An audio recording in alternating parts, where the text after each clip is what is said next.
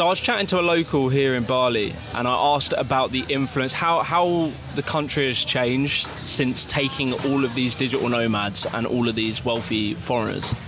A lot of them, funnily enough, they didn't really want to talk on camera. I think they were kind of like, I don't know, they didn't want it out there or whatever. Maybe they're not as free speechy over here, perhaps. What it seemed like, right, was that a lot of them in this area, especially if you're in a place like Ubud or Uluwatu or these places that are up and coming and being built up, you'll be a farmer who owns, like, I don't know, a couple acres of land or something, and someone will come to you, some wealthy like Westerner will come to you and just give you a big bag of cash and be like, sell us your land. And to this person, this could be like a whole year's salary, and that's like, you know, £6,000 or something. It's not a lot. And the developer will buy the land, and even if they say no, they'll double it and double it and double it, because obviously they could really like spend up to about 100 grand, probably 200 grand, and it would still be profitable for them. But they will spend a couple grand on them, and they will offer them a bunch of money, more money than they've ever seen in their life, and they'll sell the land, and the developer will turn it into like a, you know, some housing or a boutique hotel or a beach club or something like this. And what he was saying was that a lot of these locals, they don't know what to do with the money, because you're from a culture that's like, I'm going to guess, more rural subsistence farming. You don't have fucking financial literacy. You don't know what to do with this money. So you buy a car, and then you buy like maybe some nice stuff, like nice clothes or something. But a lot of them didn't go and invest it somewhere else because they just don't think, you know, they haven't been taught to think like that. So yeah, it's kind of what he was saying is, they get dangled like a carrot in front of their face. They take it, and then they slowly, as a people, lose the wealth amongst their community. They're just giving off land that is clearly valuable, because otherwise why would the developer be offering money? And so they sell up the sovereignty of this country to wealthy Western people. Well, Western as well, just foreign people. So, and he was saying, so like that's the thing that happens with like land, and like assets are one of the most important things when it comes to like a country having wealth. Who owns the assets is like the most important thing. And so all the locals are losing their assets for like short-term amounts of money, and it drives up, ironically, it then drives up the price, because if you sell your land to foreign people, they're then going to build these luxury hotels, luxury resorts, and then that land, that area inherently becomes more valuable. And so you've literally, ironically, priced yourself out of your own town. So the property prices skyrocket. So when I was asking him, I was like, has this influx of Western tourists, has it benefited your country? He was basically saying, not really. It's made it way harder for us to afford to live in the place that we're from. And a lot of them are moving out. And a lot of the industry just becomes like being effectively sort of like a servant to the wealth. Like, you have to, in order to earn money, you have to go and work for the wealthy people. You have to go work in a hotel, a restaurant. You serve the wealthy people. You don't have your own internal economy where the locals are, I don't know, funding each other and trading amongst each other. That exists, but it's like a fraction of the money you would get from servicing the wealth.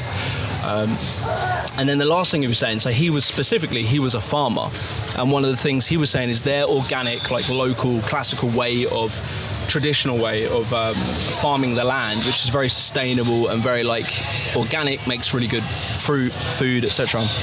He was saying that's being lost because it's becoming less and less competitive, right?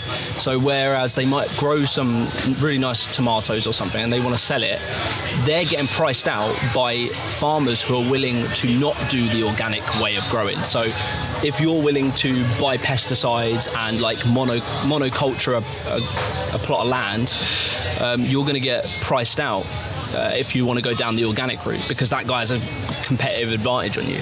So it basically kills it and forces these farmers that want to be more respectful to the land and do better quality stuff to not do that if they want to even make a living. And he was saying some of the price margins that they make on their food is terrible, and yet you know that 10 minutes away it's being sold in a very luxury restaurant for an incredible markup. And yeah, it's just, to me, it's a really distorted economy. It doesn't feel like a healthy economy. It feels like so unequal and very unsustainable. I can't see how this will last for a very, very long time. before something would make the locals change their mind on it, and there'll be laws about it. But yeah, it was interesting seeing it because they're all very, very friendly, very nice, and when you speak to them, they're always really upbeat and they're really polite to tourists. But I noticed once I started asking him about the reality of it, that his whole mood sort of changed, his vibe kind of changed a bit, and it was interesting to see, and he was like being quite honest about it. So yeah, I don't think it's this inherent massive benefit. One last thing, sorry, Dan. They were also told, when they were told, like, okay, we're going to bring in tourists, they were promised that they were going to get better infrastructure for them. So they were going to, like, build out the roads, make stuff safer, maybe hospitals are getting better and stuff. None of that shit happened. They didn't do any of that. Because, obviously, like, they don't need to do that. They don't have power. Like, the local people don't have the power to sort of demand that.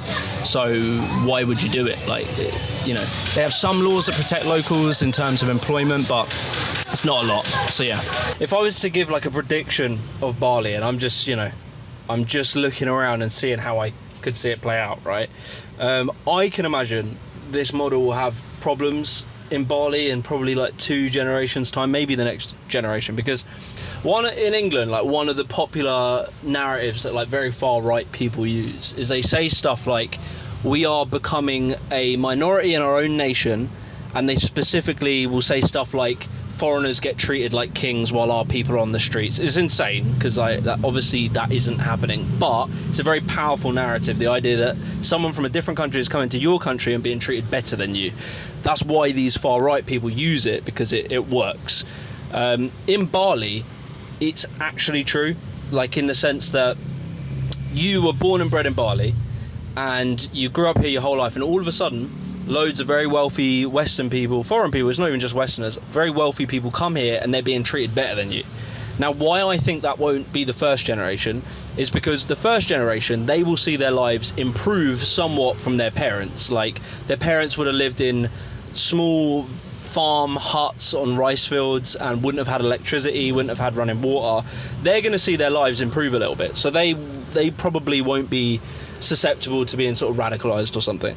But I could imagine in a generation or two's time where the inequality gets so bad that then the native Bali people start to struggle, you're going to see that their lives aren't better than their parents' generation, and they're going to look at themselves and be like, we're kind of just servants to these wealthy people that are from a different country. Like, I could just easily see that as being a thing. It's why, like, some of the effectiveness of like far right rhetoric is it uses populist narratives that are like emotionally charged, like this sort of scenario, and they use it to explain things that aren't what it is. So I've heard the phrase ethnic cleansing and genocide to describe the fact that immigrants have higher birth rates than white British people do, which obviously a genocide is when you specifically come in and kill people and erase their culture. But they use this language to describe a very different thing, but they use emotionally charged language like that. So, for instance, in Bali, you are literally becoming a second-tier citizen as a person born in this country to wealthy foreign people. That would be true. That would be a true thing to say. And I don't know if I would say that that's like a long-term sustainable thing, because you just need one populist leader to come along, say that a lot, and then it leads to something bad, you know? So